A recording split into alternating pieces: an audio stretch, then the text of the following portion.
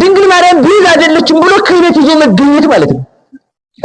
ክህነት የበቀለው እኮ በድንግል ማርያም ነው። ስጋ ወደሙ የተገኘው እኮ በድንግል ማርያም ነው።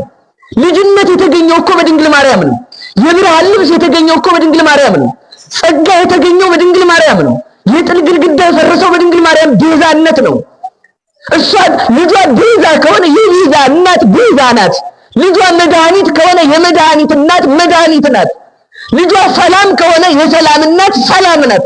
ልጇ ብርሃን ከሆነ ተመልከቱ፣ ሐዋርያት ብርሃን ሲባሉ ሐዋርያት ብርሃን ከተባሉ ያበራላቸው ብርሃን ከተባሉ ብርሃንን የወለደችን ብርሃን ማትል አንተ መናፍቅ ነህ እንጂ ማለት ብርሃንን የወለደች የብርሃን እናት በላት እንጂ። ጌታ ምን አለ? እኔ ብርሃን ነኝ ያለ ተመልከቱ። አነ ውእቱ ብርሃኑ ለዓለም፣ እኔ የዓለም ብርሃን ነኝ። ከዛስ አንተም ውእቱ ብርሃኑ ለዓለም፣ እናንተም የዓለም ብርሃን ናችሁ አለ።